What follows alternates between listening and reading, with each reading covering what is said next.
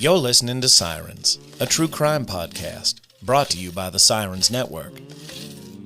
The opinions expressed on this podcast are solely the views of the hosts and do not reflect the views of affiliates, associates, or sponsors of this podcast.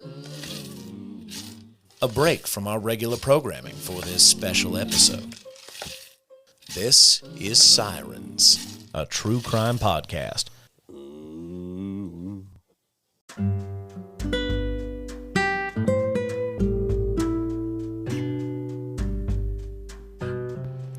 We are back with part 2 of our true crime taste test. So if you enjoyed what we did last time and you found something to binge, stick around because it is a new year, new binge. We have way more podcasts for you today. And now I'm going to kick it over to Fresh Hell Podcast.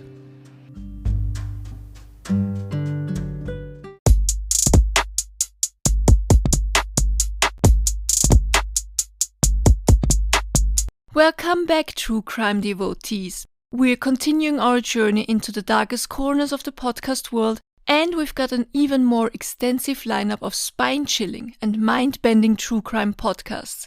I'm Johanna, co-host of Fresh Hell Podcast, and I'm joined by the amazing Allison, co-host of Coffee and Cases podcast. We're about to reveal some hidden gems in the true crime podcast realm. Brace yourselves for an even deeper dive into the mysteries that await in 2024. Absolutely, Allison. New year, new binge is still the theme, and we've got some fantastic recommendations for you. So grab your detective hats, lock the doors, and let's continue this true crime podcast thriller. If you're looking for a true crime combined with a touch of wanderlust, Twisted Travel and True Crime explores crimes in different corners of the world, making each episode a captivating journey. It was an uncomfortably hot and dry day in February of 2016 when two backpackers, one from Germany and one from Brazil, struck up a friendship and decided to head to Melbourne, Australia from Adelaide. They asked to ride share with 59-year-old Roman Hines. Little did they know, they had accepted a lift from a man who was planning a vile and terrifying attack. You're listening to Twisted Travel and True Crime, and I'm your host, Sandy. Let's hit the road. Australia has been a country that people aspire to travel to. The appeal of the golden beaches, the surf culture, and the never-ending sunshine make it attractive to young backpackers in particular. As one of the most diverse countries in the world with over 10,000 gorgeous beaches, the incredible beauty of the outback, hundreds of tropical islands, vibrant cities, friendly people, and of course we can't forget the strange and wonderful creatures that can't be found anywhere else in the world. Australia is at the top of many travelers' bucket lists, including mine. Lena Rebente, a pretty petite blonde from Germany, was 23 years old when she decided she would visit the country. She was in her gap year. Gap years can look different for everyone, but for those of us who didn't have one or don't know what they are, it's essentially a full year or even a semester of learning experiences. Usually it's taken after high school and before taking a job or post-secondary education.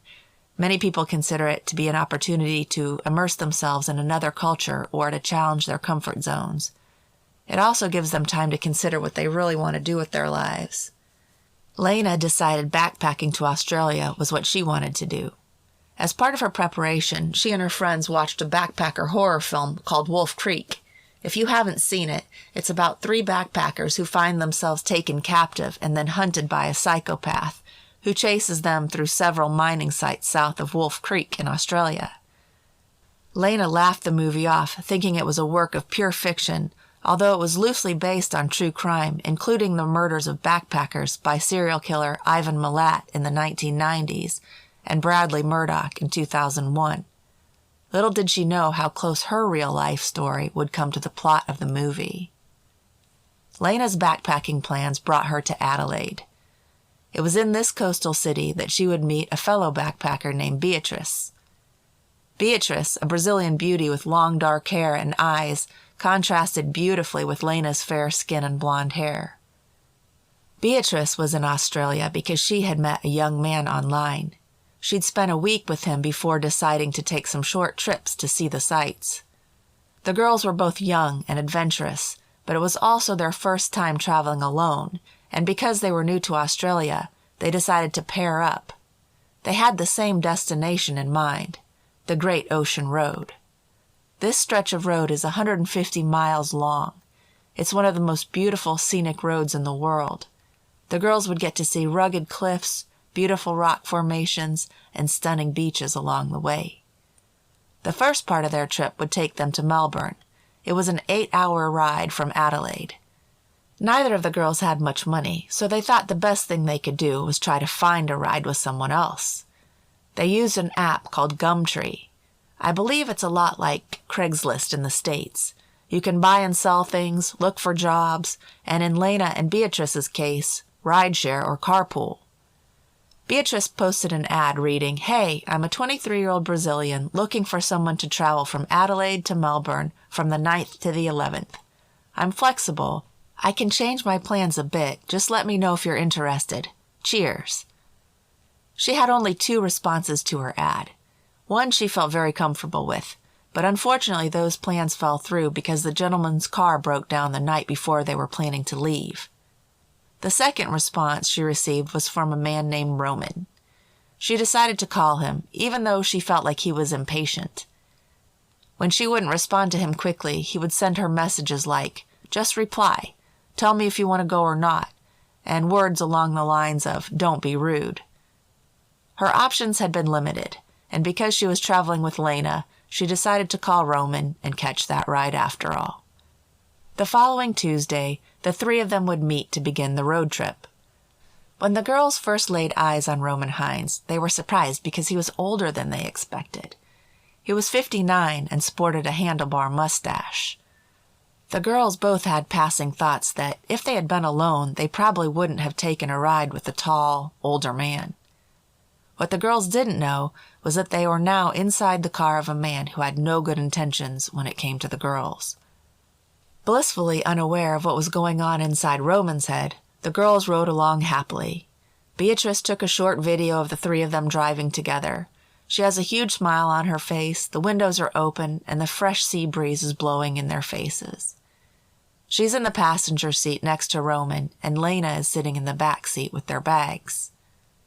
Roman told the girls a little bit about the history of Australia, the landscapes that they passed, but mostly he was quiet. He'd stop occasionally for the girls to get out and take pictures. In one video, Beatrice is taking a selfie, turning herself in a circle so her audience can see the beauty surrounding her. In the background, Roman's truck comes into view and then just as quickly moves off the screen. He worked to make them feel comfortable with him, and in all honesty they were. That is until 2 hours into the trip, when he unexpectedly drove off the main road into an area called Salt Creek. Salt Creek is a remote fishing destination that is part of the Coorong National Park. He tells the girls that most of the year that part of the beach they are driving on was underwater and they were lucky to be able to see it. He reassured them by saying it was a beautiful area and suggested they should camp there for the night.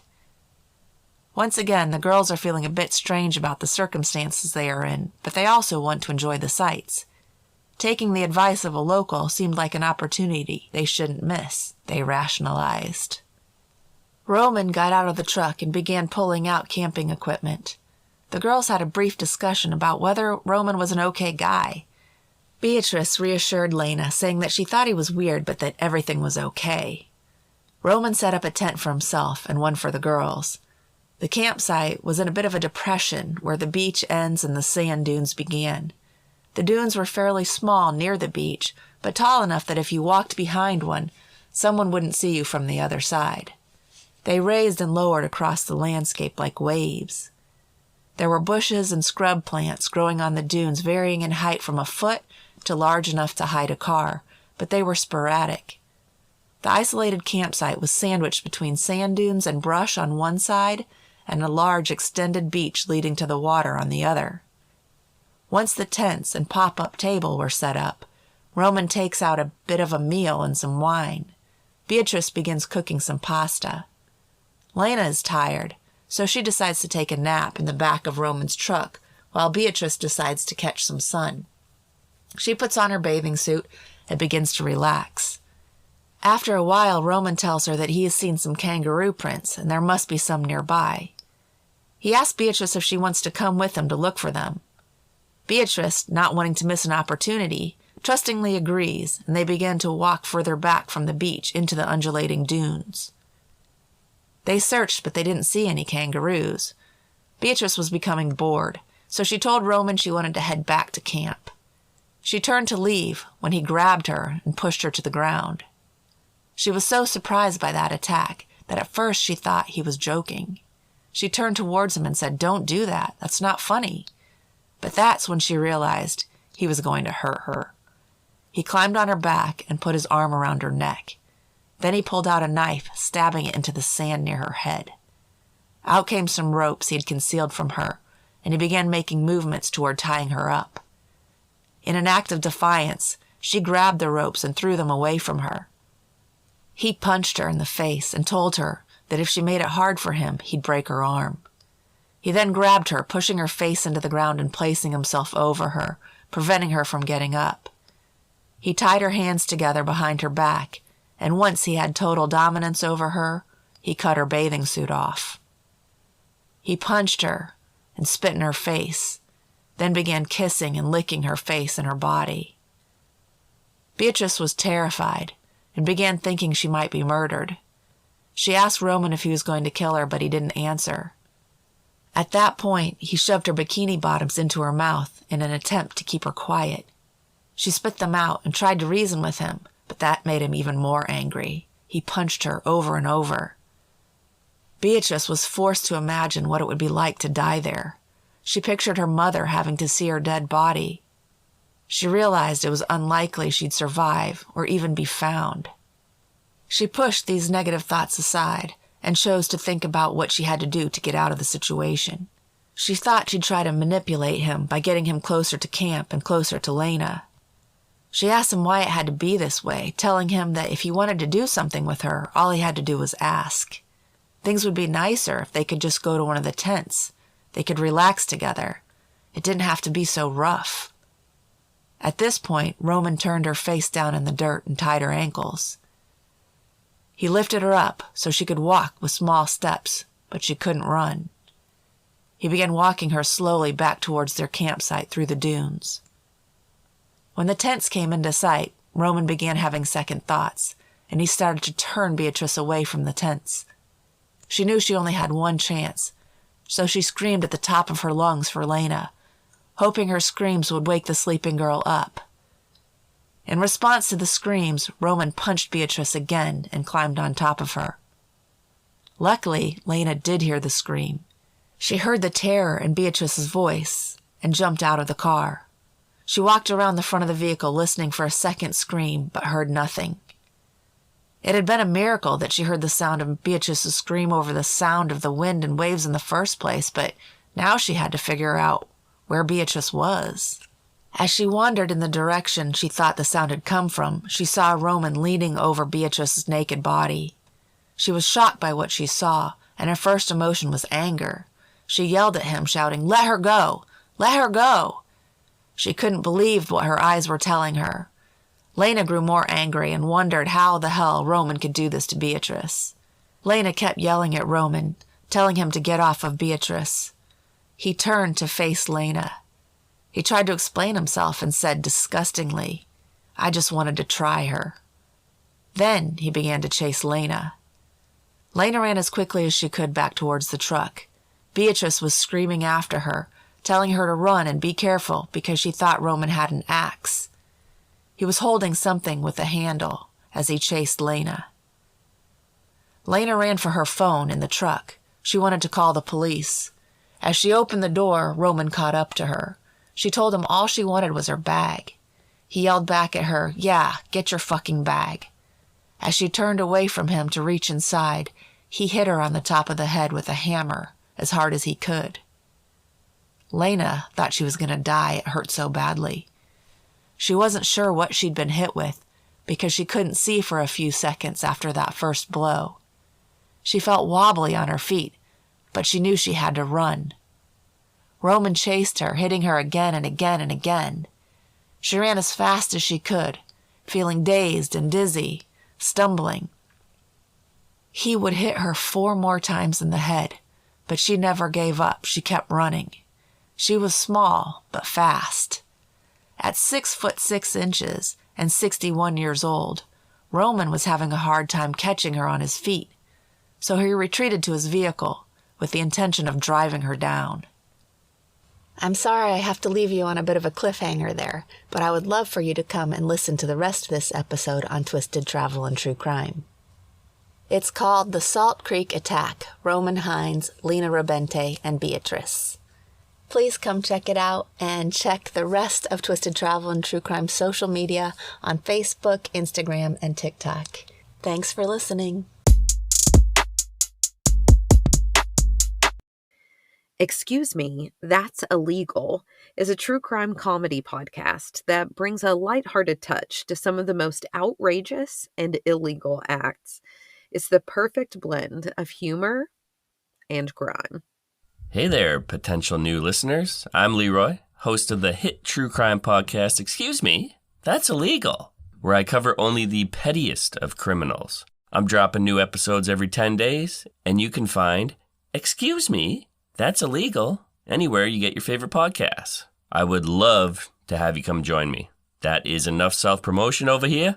Now let's get into a story about an old lady you do not want to mess with. And we are headed over to Rochester for this one, baby. Rochester is the 3rd most populous city in the state of New York, beaten only by New York City and Buffalo.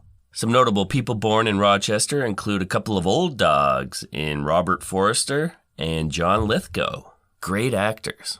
So not too shabby as far as that goes. As for crime, is Rochester a safe place to live? Let's check in with our friends at neighborhoodscout.com to find out more. Rochester has given us 7 on their crime index, meaning it's only safer than 7% of the cities in the United States. Chances of becoming a victim of a property crime in Rochester are 1 in 29, while chances of becoming a victim of a violent crime are 1 in 132. Not sure exactly what the intent of the criminal in this story was, though, because things just didn't play out the way he intended. With that being said, let's join 82-year-old grandmother Willie Murphy at her home. The date is November 21st, 2019. It's a Thursday night, a little before 11 p.m., and Willie, well, she's winding down and getting ready for bed. 11 p.m. on a Thursday night and she's still up. What, is she a rock star or something? Most old ladies are dozing off in their easy chairs by 8 o'clock while watching Jeopardy. But Willie is definitely not like most old ladies, perhaps unlike any of them. As the cool kids would say, she's built different. Before we get into the events that are about to unfold, let's get some important background on this little firecracker. Willie stands at just 5 feet tall and 105 pounds, but she is full of energy and oozing charisma. She's also a bit of a local celebrity. 1 year earlier, she was interviewed on the Today Show, and ESPN also did a feature on her. This is all due to a little hobby Willie decided to pick up 10 years ago. And that hobby was knitting. No, just kidding. She actually got into powerlifting. She originally tried it out as a way to stay in shape, keep her independence and all that. But turns out, she was pretty darn good at it. It wasn't long before she joined the WNPF, the World National Powerlifting Federation. And she was smashing state records in her age bracket. As you can imagine, there ain't too many seniors who powerlift. They're mostly lifting pills and prescriptions from their many doctor's visits. Getting up out of that lazy boy and working the remote is likely how I'm going to exercise if I ever hit 80. Here's what WNPF Vice President Ron Diamisis, something like that, whatever. Here's what he had to say about Willie. Quote, I've had other seniors competing in their low 70s or middle 70s, but Willie's my first 80 year and older. And as far as her personality, there's no one that can beat Willie. End quote. They actually had to create an 80 and older bracket specifically for Willie. Let's hear what she has to say about all this. Weightlifting Willie, quote, everybody's not able to power lift. A lot of older people, they're into swimming, yoga, tai chi, various other things. But I guess I'm just unusual because I'm into natural powerlifting. End quote. Willie's old school. She doesn't have a trainer or any of that shit. She doesn't really diet. She's not down in protein shakes and bars and calorie counting. She still enjoys pizza and the occasional rum with cranberry juice. Delicious. She works out at her local YMCA gym a few days a week. She figured things out by just kind of watching the men lifting weights, and she picked up pointers here and there. Let's get another Weightlifting Willie quote about how she got started.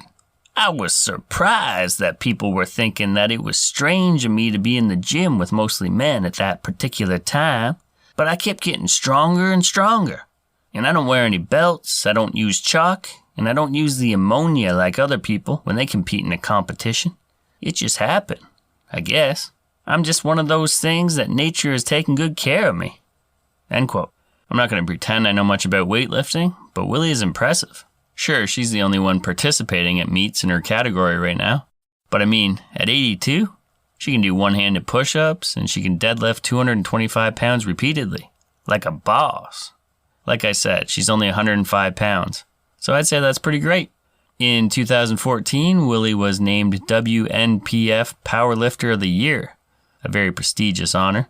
She also held a government job for 40 years. She was a social worker, and now she volunteers at her local health center, helping elderly people, probably most of them younger than her, do basic exercises. Willie's an extremely accomplished woman, a good person, and tough as they come. Okay, I think we've got a pretty good handle on old Willie here, and what she's all about.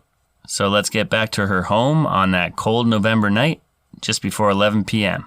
As she gets ready for bed, Willie hears some thumping at her front door. She walks over and hollers, "Who is it?" to the person on the other side. She ain't no fool. She's not opening the door this time of night until she gets some details. There's a man yelling for her to let him in. He claims he's been shot and he needs an ambulance. Willie runs over to the telephone and dials 911, and it's at this moment she hears another loud bang. Oh, hell no. The man busted down her door, and now it's just old Willie face to face with this strange man in her home. And guess what? He hasn't been shot. It was all a ruse. That's when the pruny powerlifter springs into action. She grabs a small table close by and You know what? Let's hear how it all went down according to Willie in her animated retelling of events in an interview with ABC 13 News. Weightlifting Willie quote, "I'm alone and I'm old, but guess what? I am tough," she says as she flexes her muscles. "And you want to know what happened? He picked the wrong house to break into. I took that table and I got to working on him. And guess what? The table broke. And it had middle legs. And I'm jugging him and jugging him and jugging him. And when he's down, I'm jumping on him. Ah, ah, ah. And the telephone is still on for 911. And I'm running into the kitchen and there's a bottle of baby shampoo on the table. I grab the shampoo. And guess what? He's still on the ground. And I'm pouring it all on his face. The whole thing. And he's trying to get up. And he's pulling. And I got the broom. And now he's pulling the broom. And I'm hitting him. I'm hitting him with the broom. I'm hitting him. And guess what? He wants to get the heck out of there. And I'm trying to help him get out of the house. But he's too heavy. I can't move him. He's dead weight. And at that time, the police arrive on my porch. End quote. I love Willie. She's hilarious. As she's describing the scene, she's wearing a red bandana, do-rag kind of thing, and a World National Powerlifting Federation muscle shirt. And I gotta say, she looks great for 82. She has a lot of baggage under her eyes, which is to be expected. But other than that, smooth skin. Very toned, muscular biceps. Not an ounce of flab on those bad boys. No bingo wings on her, as I like to call them. You know that flabby skin hanging below the arms? Yep, her body's holding up real nice. Sorry, I didn't mean to sound like a pervert there. But it's the truth. And she's very sharp, still got her wits about her. There was a lot going on in her retelling of events there. Imagine this man. We never find out his name, but he's 29 years old, and he busts into this 82-year-old woman's home. She's only 5 feet tall, a little over 100 pounds, soaking wet. She's probably in a robe with curlers in her hair. He's likely thinking, damn, I couldn't have picked an easier victim if I tried. And boy, was he wrong. She beat the brakes off him. It sounded like a wrestling match. He's getting smashed with tables, chairs, jabbed with brooms, baby shampoo smeared in his eyes. She's jumping on him. Oh man, I'd buy that fight on pay-per-view in a heartbeat. I'd pay $50 right now. For sure. I like how at the end of it, she was even trying to help the guy out, feeling sorry for him. Get him the heck out of there before the police showed up. Thankfully, police were pretty cool about the whole situation once they arrived. They said the man was extremely intoxicated and had no clue what was going on. I don't doubt the man was inebriated, but it makes you wonder how much of his cluelessness was due to the booze and how much was due to the absolute beatdown Willie just unleashed upon him. I'm not sure what the man's intentions were, but Willie, being the caring soul she is, asked police not to press charges. She also made sure that the guy received proper medical treatment. She knew she messed him up pretty good. After the intruder was taken to the hospital, police stuck around for a while, hanging out on Willie's front porch. Partly to make sure she was okay, but also so they could take selfies with her. After all, she's a local legend. So there you have it, a happy ending. The intruder learned a hard lesson. Strange that he didn't get arrested, but I suppose the humiliation of getting roughed up by an 82-year-old, 105-pound granny was punishment enough. At least he didn't have to go to jail. And Willie didn't seem rattled by the situation at all. If anything, she just has another cool story to tell her pals over at the YMCA. Alright, that'll do it for the tale of the bodybuilding badass Willie Murphy. I hope you enjoyed it, even half as much as I did. A Nefarious Nightmare lives up to its name. It's a deep dive into the darkest realms of crime, focusing awareness mainly on lesser-known crimes and crimes against those who are especially vulnerable. It will leave you questioning the very nature of humanity. Hi everyone, my name is Courtney and I am one half of a true crime podcast called A Nefarious Nightmare. My co-host is also my best friend Amanda Cronin. I've known her for over 10 years now, and we decided one day to start a podcast, and here we are. To explain, our podcast considers victims and survivors bees because bees are strong, resilient, yet vulnerable. And, as we all know, the world can't survive and thrive without bees. We all know this, right? I hope so. Typically, we like to dive into the psychology behind the crime and delve deep into things such as narcissism and sociopathy. Amanda and I are versed in statistics behind sexual assault based off of my background in working with lawyers to prevent sex abuse in child-serving organizations. The majority of our episodes discuss sexual abuse or sexual assault. In a lot of our episodes, you hear straight from the survivor themselves. Every now and then, we will delve into a case that is a little more well-known, either because it's relevant to the movement in some way or just that it piqued our interest, such as the case that we bring you today, about Tamla Horsford. Here's a small preview of that episode titled Tequila and a Prayer. What really happened to Tamla Horsford? We hope you enjoy it. We want to make you all aware that, as with every case we cover, all parties are presumed innocent until proven guilty by law. We shouldn't have to give that disclaimer, but there it is. Take that however you may and deduce from this case what you will. We have our own minds made up, and I think after listening to this podcast as a whole, you can probably guess what that is, but please draw your own conclusions. Always keep the victim and their family in your mind when doing so. Forsyth County, Georgia has a major history of extreme racism, starting around 1912. In 1910, there were just over 10,000 white and 1,000 black people residing in Forsyth County. There are several examples of the history of severe racism, which you will come across in a quick Google search.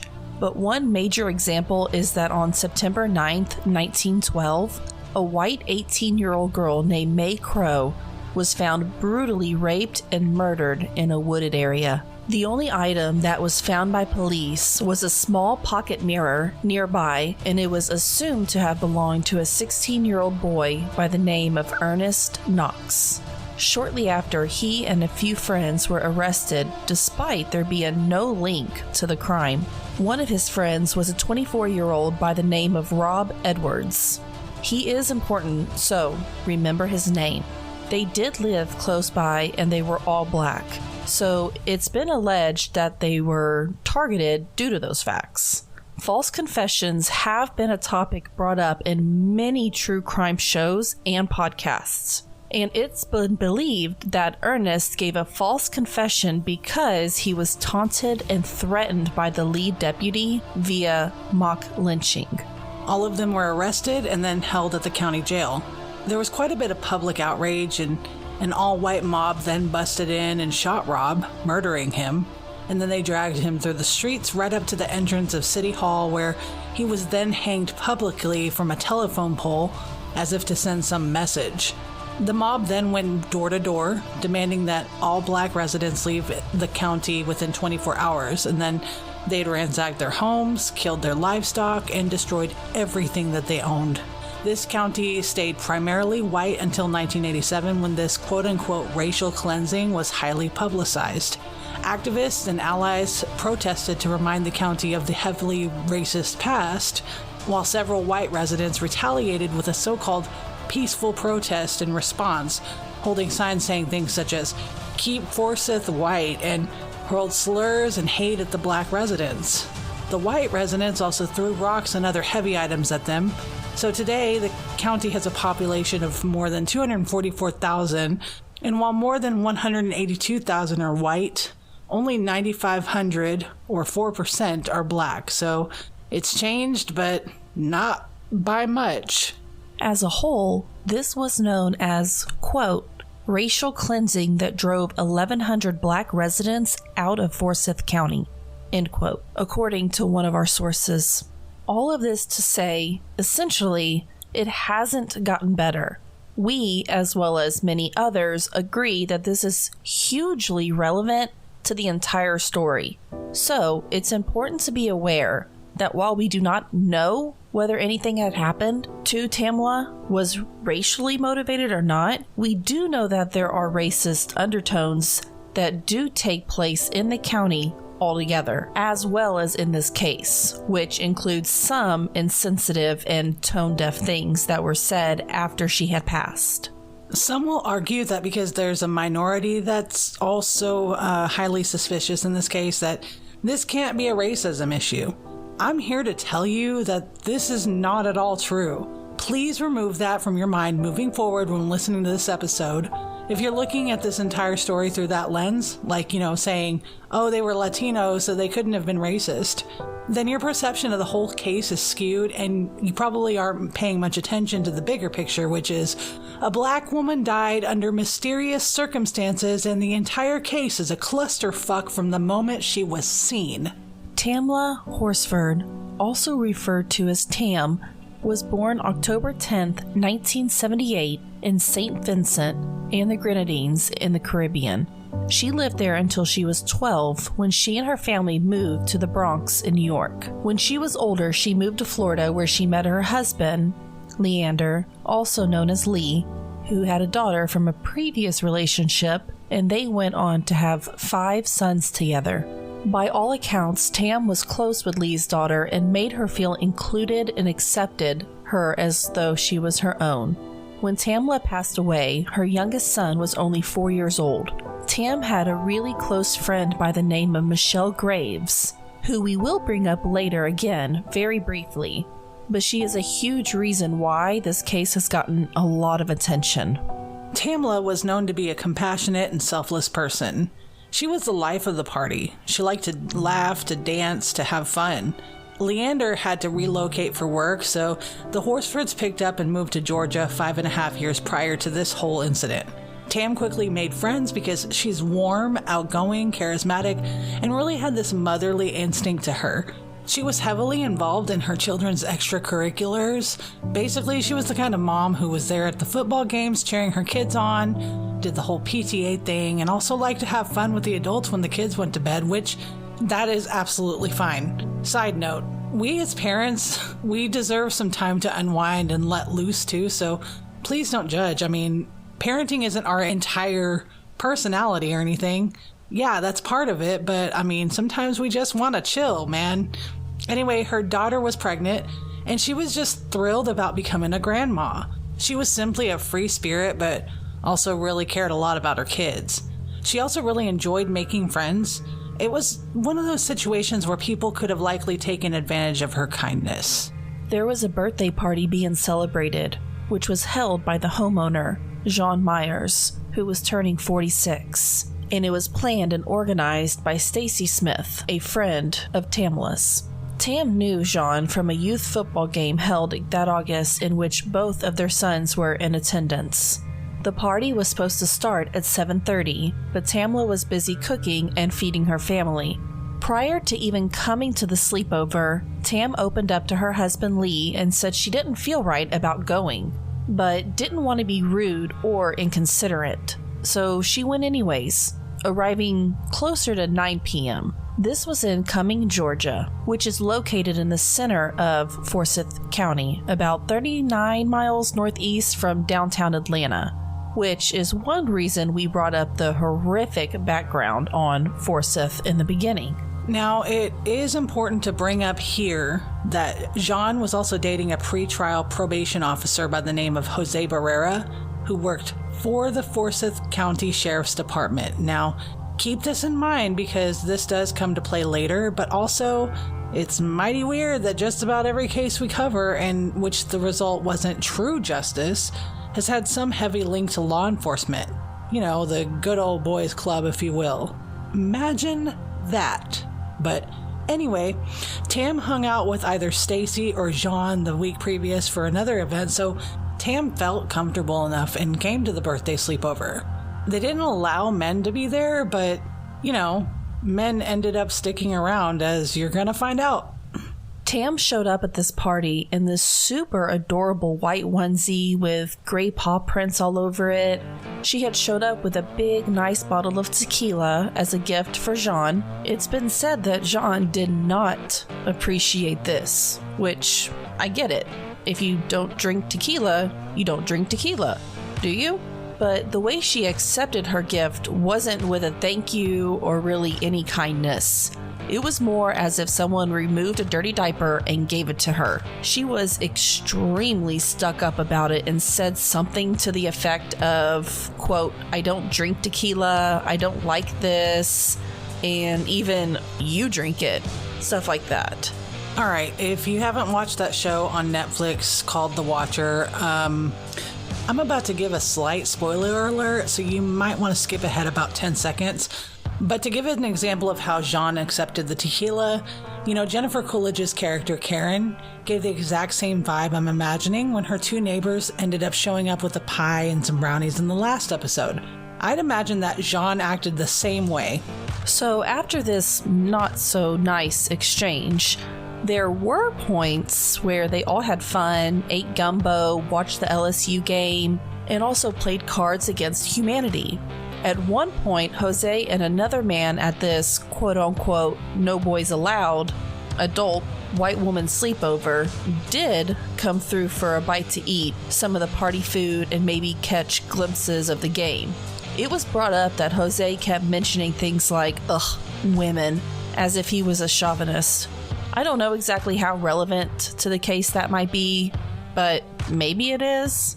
All right, sorry guys, another side note. I do remember listening to a podcast back in 2020 where they were pointing out the picture of all of the ladies together, and it was noted that she absolutely was the light in that darkness. You know, when you're in a room full of stuck-up Neiman Marcus customers judging you because you aren't wearing Chanel, but everyone else outside of Neiman Marcus wants to hang out with you because you're fucking awesome and hilarious and beautiful. Sorry, I had a flashback, but it was quite like this. Everyone else seemed, you know, robotic and Stepford wife-like, you know, basic, as if they were tolerating more than having a good time. And I mean, I don't know if that's true, but I definitely saw it and agreed and absolutely sympathized with Tam in that moment. Yes. Tam seemed to have felt a little left out from what we can see. What's even shittier is that people cracked a few jokes, such as saying that she was a female Bob Marley because she's from the Caribbean, but she stayed connected with Bridget, whom is... You can find the rest of this episode in Season 3, Episode 14 of A Nefarious Nightmare. If you've gained some insight or really just enjoyed this episode, we have over 120 episodes for you to binge. That's 6 full seasons of content for your new year, new binge. You can find A Nefarious Nightmare anywhere you listen to this podcast. Thank you so much for featuring us on your platform. And like we tell everybody listening, be vigilant. For when you mess with the bees, you get the hive. New episodes every Tuesday at midnight Central. For those who enjoy a classic mystery with a side of investigative prowess, The Trail Went Cold is a must-listen. It's like being transported into a detective's office, with each episode dedicated to solving unsolved cases. Hello, everyone. This is Robin Warder, host of the true crime podcast, The Trail Went Cold. In case you've never heard of my show, we release weekly episodes which each cover a different cold case or unsolved mystery. It's incredible to think that at the time of this recording, The Trail Went Cold is only a few months shy of its 8-year anniversary as a podcast, and during that time period, we have released over 350 episodes and over 30 minisodes. Even though we focus exclusively on unsolved cases, we always love it when some of them actually achieve a resolution, and to our delight, quite a few cold cases we have featured on a podcast have wound up being solved these past 8 years.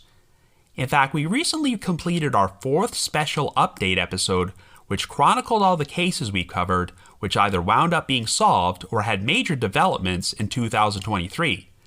And of course, when we originally started The Trail Went Cold, we never envisioned that there would be so many updates to our featured cases that we'd wind up having enough material for a total of 4 update episodes, but the way things have been going these past few years, I'm sure we'll still have many more to come.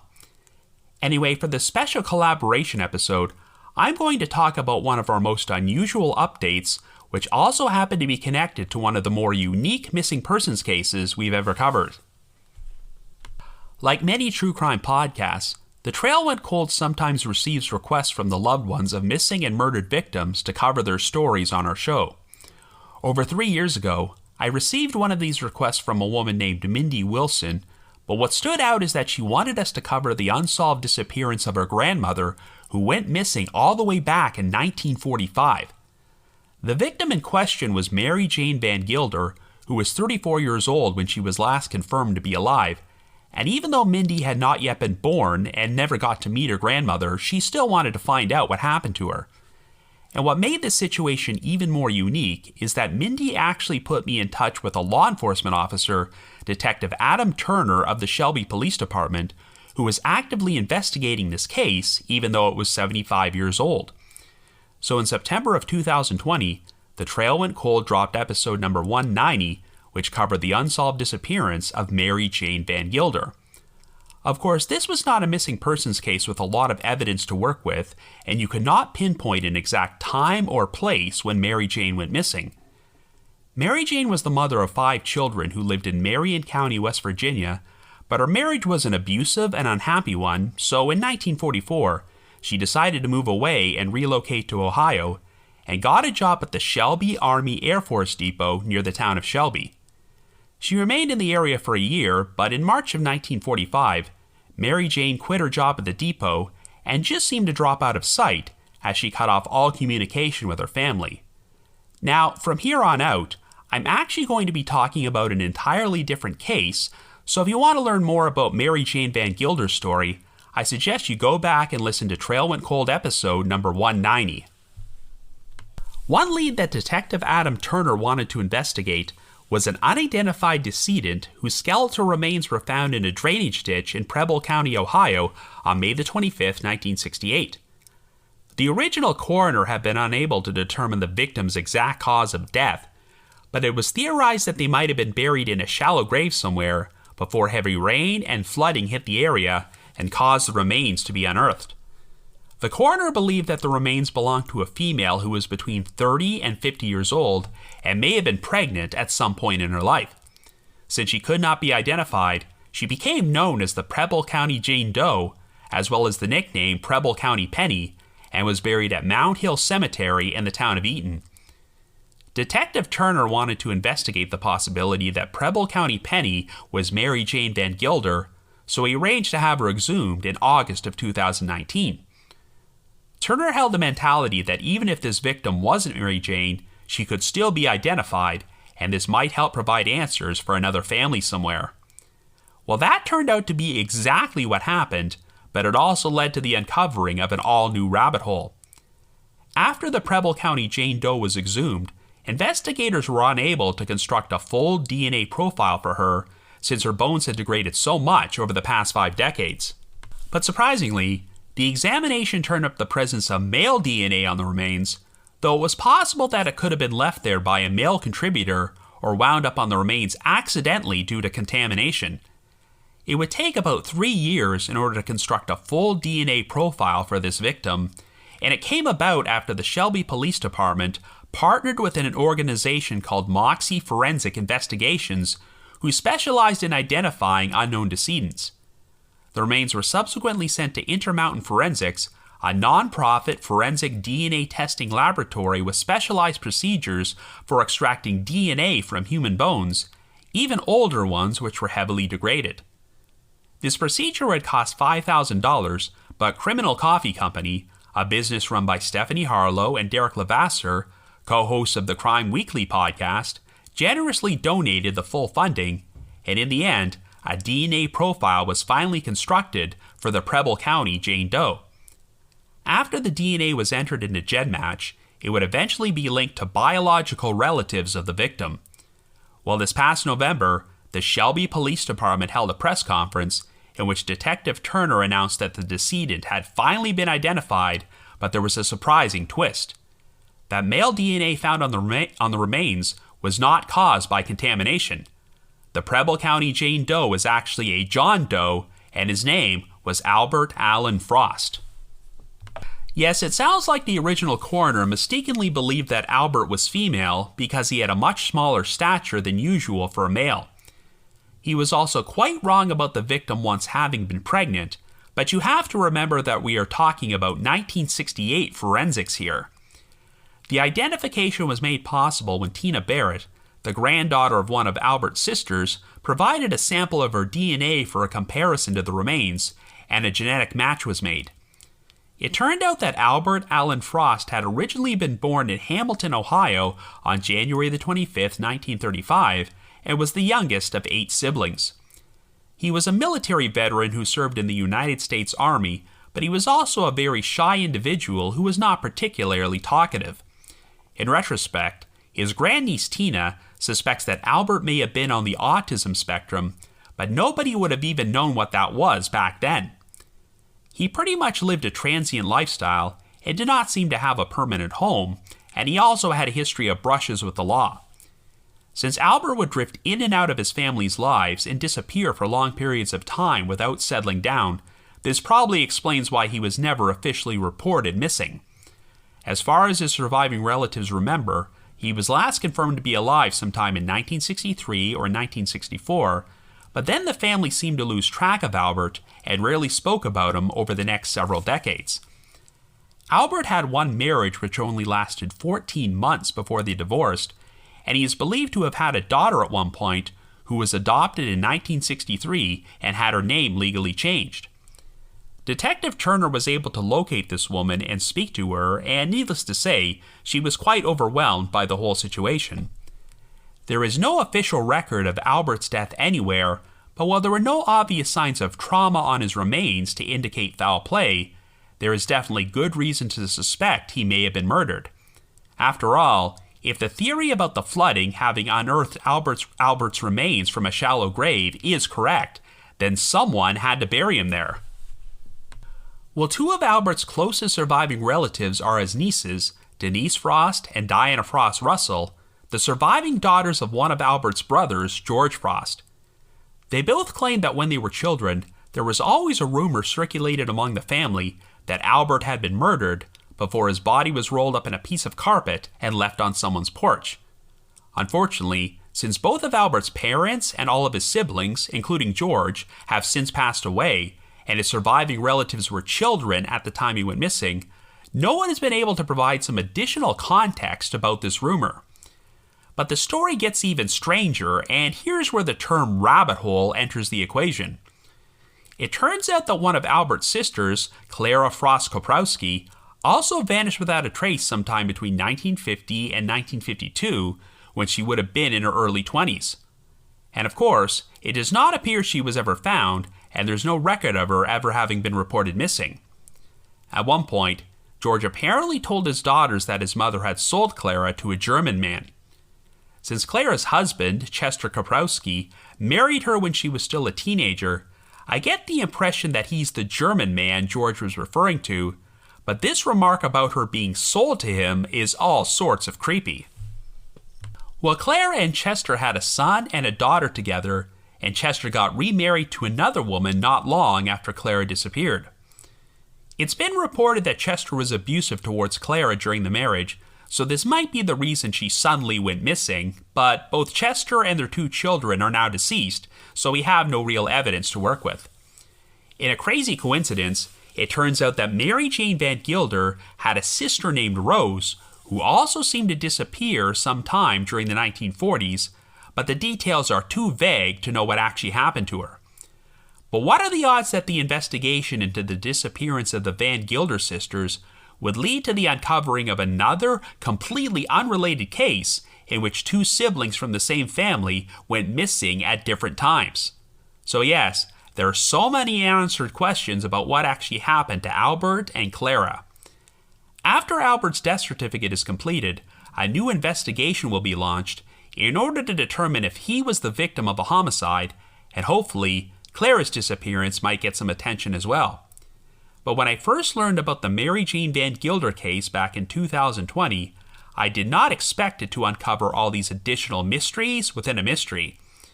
But Detective Adam Turner, who is one of the most dedicated law enforcement officers I have ever seen, he was spot on when he provided his reasoning for exhuming the Preble County Jane Doe 4 years ago. It may not have led to a resolution in Mary Jane's case, but it did provide some answers to the family of Albert Allen Frost, a victim who otherwise would have been completely lost to history. As a side note, when Detective Turner spoke at the press conference about Albert's identification, he actually gave a shout out to The Trail Went Cold, as well as the other podcasts and YouTube shows who put this story into the spotlight. It was a pretty cool moment, since that was the first time our podcast had ever been mentioned at a police press conference, but admittedly, I don't think any of the true crime creators who took on the Van Gilder case expected things to lead in this direction. I know that true crime podcasters sometimes get criticized if they decide to cover older cold cases from several decades ago, as some people believe it's a waste of time and there's no chance of these cases being solved. And I know that when law enforcement officers like Adam Turner take on these cases, they sometimes face criticism as well. However, stories like this only demonstrate that it's all worthwhile. I also wanted to mention that in addition to this case, 2023 saw the resolution of another ancient unsolved mystery which was once covered on The Trail Went Cold: the abduction and disappearance of 2-year-old Mary Agnes Maroney, which took place all the way back in 1930. So yeah, it's never too late to solve a cold case. Anyway, thanks so much for listening, and thanks to Joanna and Allison for organizing this collaboration episode. If you want to hear my episode about Mary Jane Van Gilder, or any other episodes for that matter, my podcast has got a huge backlog of episodes you can binge through. So be sure to check out my website at trailwentcold.com, or look for The Trail Went Cold wherever you listen to your podcasts. Everyone have yourself a happy new year, and here's hoping that a lot more cold cases get solved in 2024. Next is Coffee and Cases with my co-host for this collaboration, Alison. Imagine sipping your favorite brew while unraveling the details behind lesser-known unsolved cases. This podcast combines the warmth of your morning coffee with the chill of true crime. The new year is a time when most are making plans to attend a party with family or friends to welcome in the new year. The idea of a new year holds promise of a change for the better. It's why we make New Year's resolutions. They're promises to ourselves for a future better than our past. A vocalized yearning of something we desperately want. For the Wilhoit family, like Sister Michelle Osborne, with whom I had the pleasure of speaking for our coverage of this case, their resolution for 2024 hasn't changed since 2023. To find Lauren Wilhoit. Lauren, the baby of the family, her parents, and her sister and brother, 8 and 10 years her elder, respectively, grew up in a suburban area near Chicago, Illinois. When Lauren's brother and then her sister graduated high school and joined the military, it effectively meant that Lauren was almost like an only child at home. In high school, Lauren was introduced to marijuana and later to heroin. That introduction effectively started a battle with addiction that Lauren would face her whole life. Now, we make it a point on our show to emphasize that factors like addiction, mental health, homelessness, and other factors have no bearing on the value of human life. Much of the time, though, unfortunately, it's those cases that don't get the same coverage as others, leaving families feeling often like they're fighting for answers and justice alone. The picture I'd like to paint instead is what Michelle envisions when she thinks of her favorite memory of her sister Lauren. Here's Michelle. Probably my favorite would be when we were all little. My brother played in football, like the town's football team. I was a cheerleader, and she wanted to do everything that like my brother and I did. And my mom ended up sewing her like her own little cheerleading costume. I think she's probably like 3 or 4, Cute. Like barely talk, barely walk, cute little chubby cheeked girl. But she was like our little mascot, our little cheerleading mascot. And and that's basically how she was her whole life, like goofy, adorable person. A few years after high school, Lauren and her boyfriend Mike moved to Melrose Park, an incorporated area also known as Layton Park, a neighboring town to where she grew up, right outside of Cook County in Illinois. While living on her own, though, she continued to struggle with addiction, having stretches of sobriety dotted with periods where her addiction won out. Despite her personal battles, she stayed in contact with her family, who were always trying to be a cheerleader for her in the same way that she was for others. In early January 2023, Lauren's boyfriend had called Michelle to check if anyone in the family had heard from Lauren in the last several days. No one had, which was unusual since, as I said a moment ago, Lauren was in contact with her sister fairly regularly and spoke with her parents about once a week, if not more often. From this point of the phone call from her boyfriend, the search for Lauren began. Part of the problem her family faced in their search stems from the lack of straightforward answers, no matter what questions they asked. Where was Lauren last seen? When was she last seen?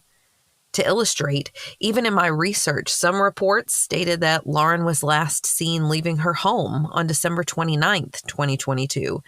Other reports state that Lauren was last seen leaving a hotel on Manheim Road on December 31st. It is believed that she may have been heading to Franklin Park, Illinois, again, a neighboring town, but we can't be sure on that detail either. Her family, further, don't even know whether Lauren would have left of her own accord, whether there was an accident, or whether she met with foul play. Still further, her family can't answer to a motive for either her leaving or for foul play. While most families in the cases we cover have some idea, some gut feeling of what may have happened to their loved one, even that aspect of Lauren's disappearance remains a huge question mark.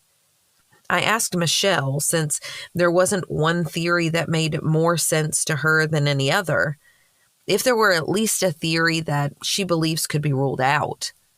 But even that was something she didn't feel comfortable doing. What have been the tips or the rumors that you've learned over the course of this last year? I mean, not really. Anything. I mean, it can, what we have heard or what we think is, it could be anywhere from, with her being a heroin addict. She OD'd the 29th. And then who knows, was she with people and they were too scared, so they hid her body somewhere? Or is she running from a drug dealer? Did she end up getting trafficked? No idea. Wow. Are there any, I guess, rumors or theories that you feel like could be ruled out at least? I mean, if if there are all these different possibilities, are there any that you think, okay, that is not like Lauren? No. Okay. No, unfortunately not. Because, I don't know. Right. And I have no feeling one way or another, is she out there? Is she not? I don't know. Whatever happened to Lauren right before New Year's in 2022 could literally have been anything. While I don't feel comfortable suggesting one theory over another, I can provide the few details we do have. Here's what we know from Lauren's final days. We know that Lauren spoke to Michelle on December 28th, and that she didn't mention anything particularly troubling to her sister. Lauren's boyfriend, Mike, said that he spoke with Lauren a day or two later. Unfortunately, some of Mike's recollection of dates and times has been a little fuzzy, so it's been hard to nail down specifics.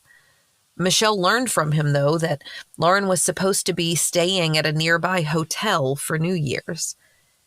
Despite telling Michelle that he had called the hotel in order to reach Lauren, unfortunately, when he spoke with Michelle, Mike could no longer remember the name of that hotel. The family spent weeks searching that tip to try to figure out what may have happened to Lauren. Then, in February 2023, Michelle remembered that Lauren had sent her an email asking her to be a recovery person to her iCloud in case anything ever happened. Now Michelle could gain information. Hope elevated. Would this lead to answers? When Michelle looked, however, there was really only one thing that she saw that gave her any information: a photo. That photo was a selfie taken in front of a local hotel, and it was time-stamped on December 31st. So we know that Lauren was still alive on the 31st, the date of the photo. It also seemed very likely that the hotel Mike remembered Lauren staying in was the hotel in front of which her last photo was taken. According to Michelle, Lauren's boyfriend informed her that Lauren had left their shared home with a plan to go to the hotel to stay there for several days. Given that the last photo on Lauren's phone was taken in front of a hotel, they now knew one more piece to the puzzle: where Lauren had been. Maybe the hotel would have video footage that could lead to more answers. Again, hope rose. And again, it quickly disappeared. Sadly, that particular hotel only kept its video surveillance footage for 5 days before writing over it. That short time frame seems crazy to me, but Michelle told me the following about the neighborhood itself.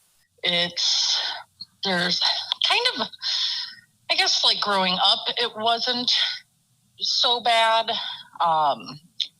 But it's always been known for like the late night bars and strip clubs and things like that. Chicago O'Hare Airport is right there as well. So just like cheaper hotels, motels, things like that. And I feel like over the years it's probably gotten a little worse. But like I wouldn't be scared to walk around there by myself type place. Yeah. Now, had she been there long? I think her and her boyfriend lived at that place for like a year or two. Okay. I asked Michelle about Lauren's relationship with her boyfriend, Mike. Obviously, our mind goes, 1, to those closest to the victim, and 2, to the last person who we can verify saw her alive. Both of those people would be Mike.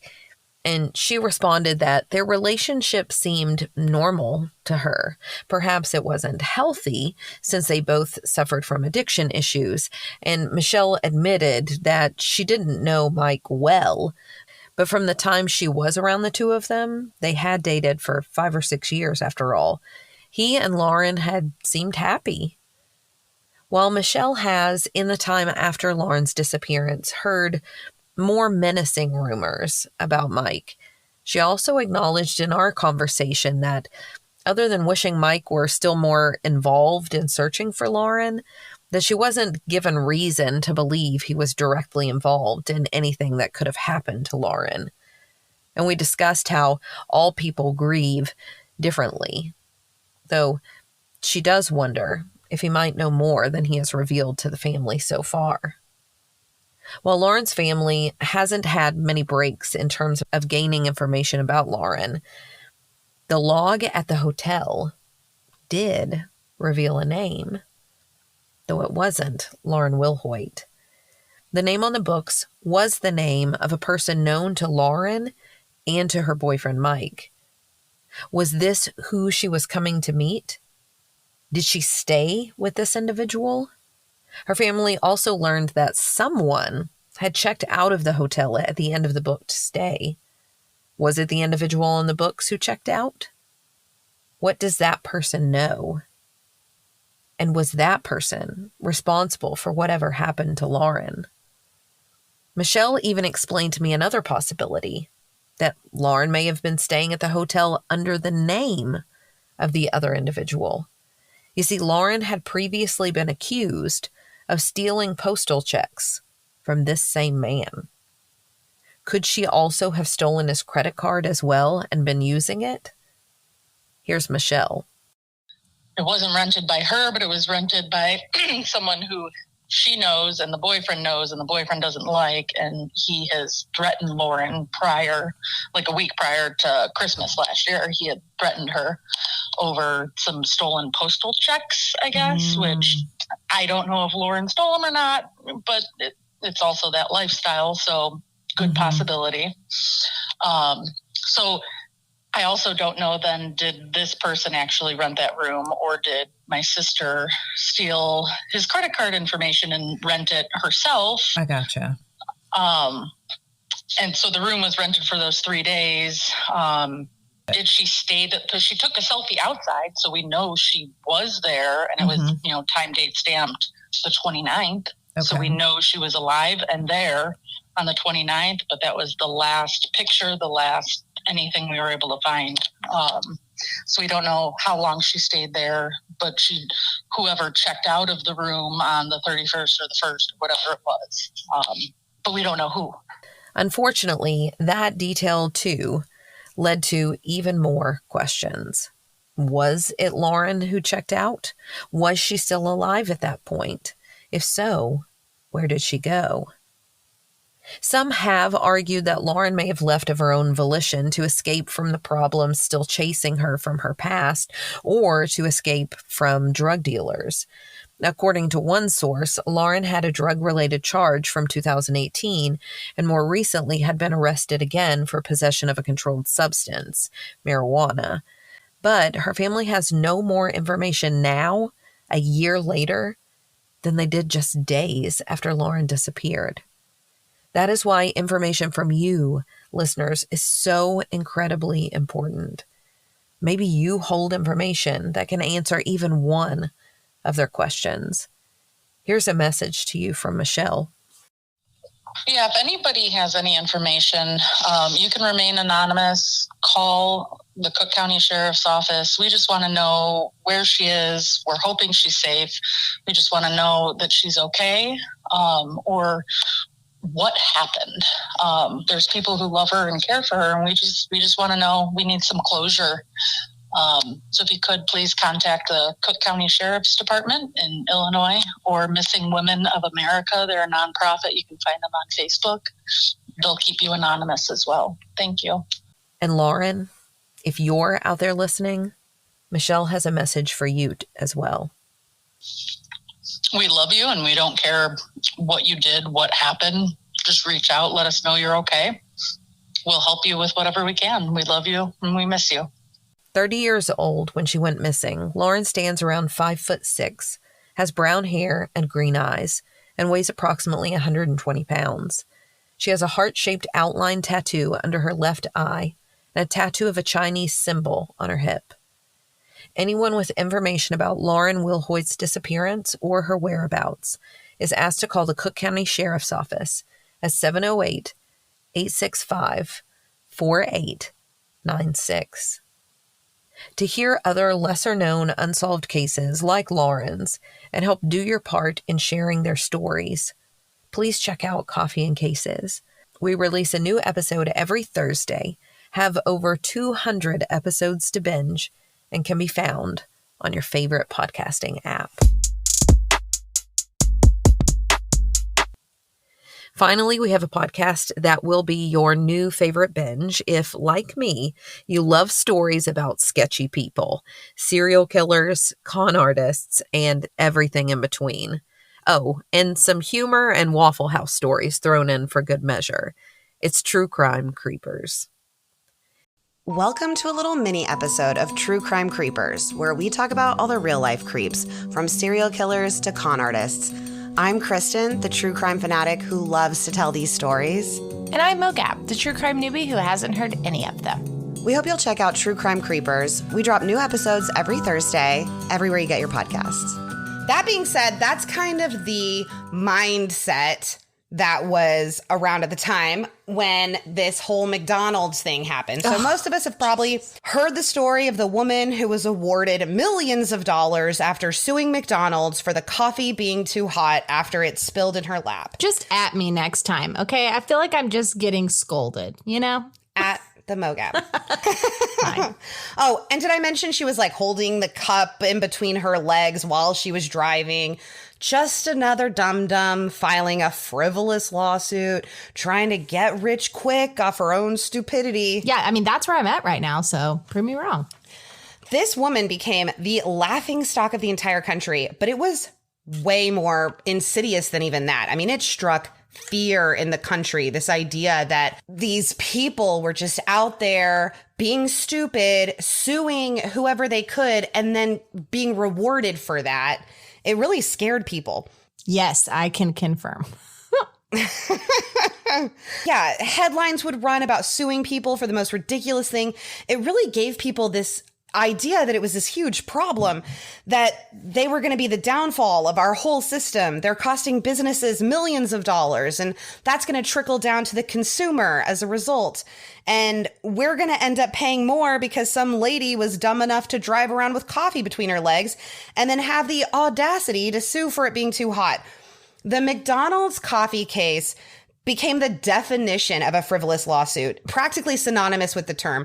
It was the single most used example of why we need tort reform, which was reform on lawsuits. A tort is a wrong. Somebody has harmed you. You sue for that. I don't want to get a whole lot into tort reform because it's kind of dry, tort. So it sounds like a snooze fest. Yeah, it's not great. But this case was used as an example of why we needed to change the system. I mean, hot coffee is one thing, but like, was there a lawsuit when people were finding fingers in chili? Was there a Wendy's finger chili case? Sure is. Oh, okay. That's totally different, though, because if somebody actually did find a finger in Wendy's chili, I think everybody would say, yeah, you have the right to sue. The issue with that case was nobody believed that this woman actually found the finger, which then leads to a whole other issue of where this finger come from. That's also a whole nother story. Okay, I want that to be the next mini-sode. And then for the third mini-sode, I'll tell you about Siz's tooth in the grits at the Waffle House. No. Okay, so what are the facts? What actually happened with this case? Well, hold on to your leggings. I'm bringing that back. I will tell you. I'm actually wearing joggers. Hold on to your joggers. Stella Liebeck was 79 years old when this whole thing went down. Aww. I know. She'd been working full-time in a department store until about a week before. And on this day, she was riding with her grandson, Chris, in his 1989 Ford Probe. to take her son to the airport. On the way home from the airport, Chris decided to stop by a McDonald's drive-thru to get breakfast. And with breakfast, Stella also got a coffee with cream and sugar. They got all the items, and then Chris pulled into a parking spot in the McDonald's parking lot so that Stella could add the cream and sugar into her coffee. It was widely spread that she spilled the coffee while she was driving. She's driving, she has the coffee stuck between her legs, and it spills and she sues. That was the common story. But in actuality, they were in a parked car when this happened. This super awesome Ford Probe, I'm sure, had many wonderful features, but cup holders were not amongst them. And not only did it have cup holders, did it not have cup holders, the dashboard was slanted. So she did put the coffee between her knees to take the lid off to put the cream and sugar in. I believe I had heard this before, but I wasn't able to fact check it before this minisode. I believe that at the time, the McDonald's lids didn't even have that little flappy thing that they have now. Mm-hmm. So she had to take off the entire lid to put her cream and sugar in. That does seem like an enhancement in later years. Yes. Yeah. And as she did, the coffee just flipped back and dumped all into her lap, completely saturating the cotton sweatsuit that she was wearing. Stella started screaming. Chris jumped out of the car to help, but the coffee had already seared her skin. He took her to the emergency room, but the wait there was hours long, so they tried a different hospital. It was about 45 minutes since the incident before doctors were able to look at Stella, and they saw that she had 16% of her body was burned, and 6% of that were third-degree burns, covering her groin, thighs, genitalia, and butt. Why is it that hot? She was in cotton. Yes. And unfortunately, I have seen the pictures and they are, I mean, it's terrible. Third-degree burns extend through every layer of skin, like almost out of the tissue they can. And she had them in the worst places. Anyone that has had third-degree burns can attest. It is a brutal injury. I couldn't imagine being burned that badly. Didn't you get them on your arms or your chest or something? Yeah, I had them on my arm. Yeah, I still have the scars from when I landed on a stove. Doctors initially thought that Stella wouldn't even survive these burns. She almost died. From coffee? From how hot this coffee was. How is that possible? They had to take skin from her outer thigh and graft it onto her inner thigh, permanently disfiguring her. I saw these pictures in the documentary Hot Coffee, and they show the picture, so watch it at your own risk because it's horrifying. She could not get out of bed for a full 3 days. She spent 7 days in the hospital. Doctors wanted to keep her longer, but Stella knew that she couldn't even afford the medical bills she'd already racked up. So she went home, where she spent another 3 weeks recovering. Oh my God. Her daughter had to take off work to stay with her and take care of her. So McDonald's serves their coffee at a temperature between 180 degrees and 190 degrees. That's 20 to 30 degrees hotter than the coffee served at most other restaurants. For reference, Starbucks coffee is served between 150 to 170 degrees, and Dunkin' is served between 165 and 180. Why would you not? The audacity for you to rattle off Starbucks and Dunkin' and not even give me the Waffle House coffee, which burned me for years. You better look that up right now and tell me. I spilt coffee on me once a day at the Waffle. Oh, God. But I mean, it would be like, ooh, on your hand. But I mean, it wasn't leaving any marks.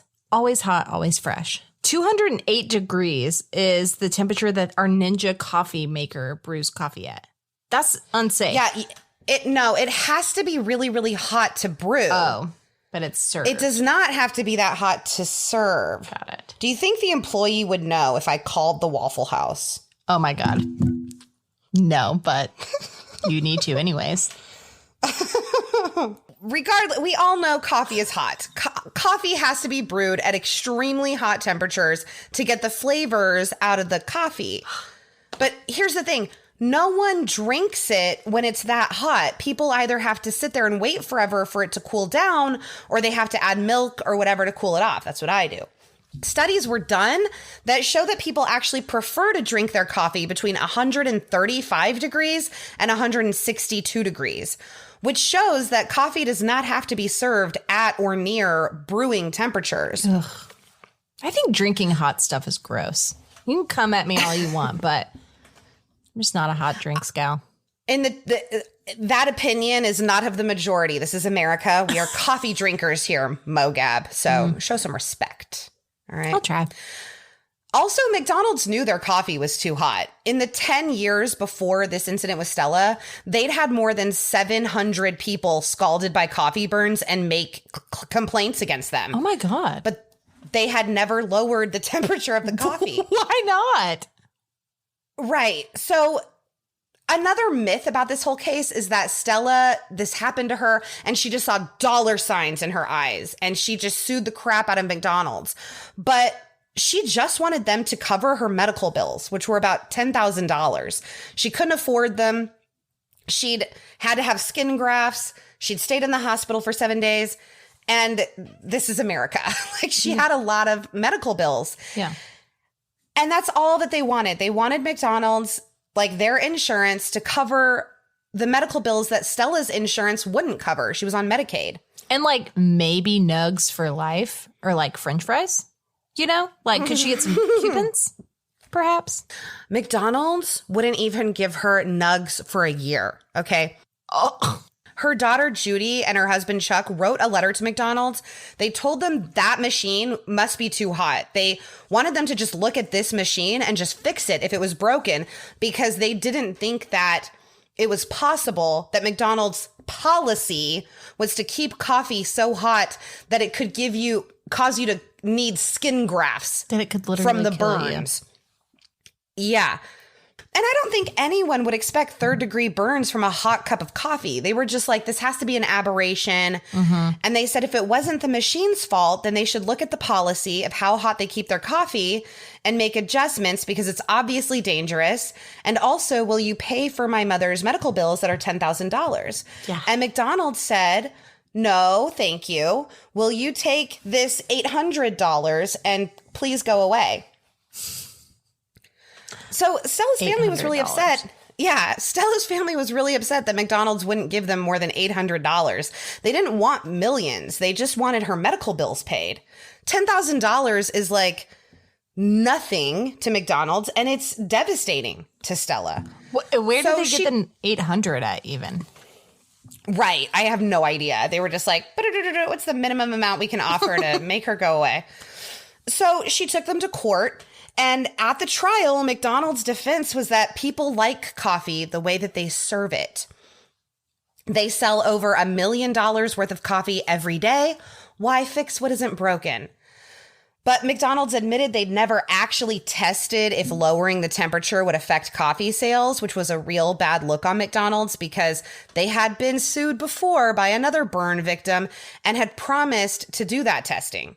Well, and these are different locations, yes? Like, so every McDonald's across America has scalding hot coffee and a broken ice cream machine. Like, those are the two identifying factors. The two things you can count on, yes.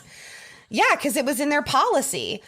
A quality control manager for McDonald's testified, and they asked him if he was aware of these 700 complaints between 1983 and 1992 about people being burned by their coffee. The quality control manager on the stand says he's glad the number wasn't higher. He said he was really pleased. I'm really pleased that that number isn't higher, that It's only 700 people we've burned the shit out of. Which I will say, comparatively, that is a big number. But if you were selling millions of dollars worth of coffee every day. Yeah. I mean, just saying. Yeah. Thank God more people didn't spill it on themselves. Because we'd be up a creek. They knew how dangerously hot their coffee was. They had no plans to lower their temperature or warn their customers that their coffee was near boiling. And the jury was just really shocked at how indifferent they were about it. So when it came time for the jury to make their decision, they had to decide a percentage of fault. Oh, yes. And they decided that Yeah, they decided that Stella was 20% responsible because she had spilled the coffee on herself, but that McDonald's was 80% at fault because they had a very long history of people being injured, and they were so dismissive of it. They treated it like it was this trivial thing, like oh, did someone get a little owie from the hot coffee? So the story everyone heard was that McDonald's was sued for millions and that she got millions, but she didn't. She sued them for $100,000 in compensatory damages for her pain and suffering and triple punitive damages to send a message to McDonald's that the temperature of their coffee is dangerous. But for the record, again, they could have just paid her $10,000 to cover her medical bills. But again, it goes to show the story that's out there, because I immediately thought, I feel like a big ass hat, in case you're wondering. I mean, I don't know why you would set the coffee on a slanted dash. I mean, I've done way dumber No, she things. didn't. The dashboard was slanted, so she couldn't set it up on the dashboard. So she had to put it between her knees. Okay. Right. She wasn't just like being an idiot asshole like she was really portrayed to be. And then she spent the rest of her life just being a target of people hating her and being vilified as this person who sued McDonald's. She's this sweet little old lady. Plus, not to mention, she's 79 years old. So her skin is a lot thinner. It's just awful. I know, but. So the jury ended up awarding her $160,000 in compensatory damages for her pain and suffering and medical bills and all that, and $2.7 million in punitive damages. And this is how they came to that $2.7 million. Everybody was outraged. She gets $2.7 million, which she didn't get that money. They arrived at that figure because that is 2 days worth of coffee sales. They figured McDonald's should be penalized 2 days of coffee sales. Which is crazy. Crazy. So the judge decided that 2 days worth of coffee sales was much too high, even though he also said that McDonald's had engaged in willful, wanton, and reckless behavior. He still reduced that amount to $480,000, which gave Stella a total of $640,000. And then McDonald's planned to appeal that. So to avoid that, she settled for an amount that I'm sure was less than $640,000, probably more than $800, somewhere in the middle there. But she did not get that they appealed it. I know. And I'm annoyed that it was headlines everywhere that she was awarded $2.7 million because that makes everybody think she got that money. She didn't get that money.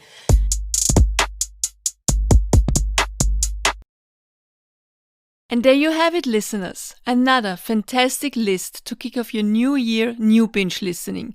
Thanks for tuning in, and be sure to follow all of the podcasts you enjoyed so you'll never miss a new episode. Absolutely.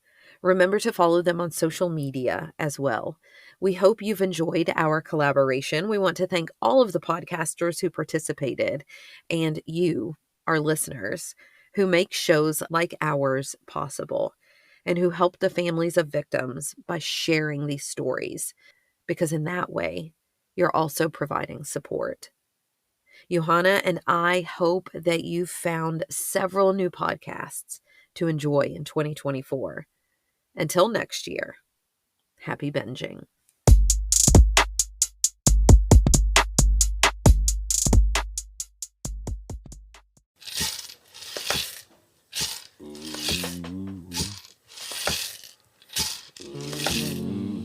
Thanks for listening to this special episode. Catch more next time on the Sirens Podcast.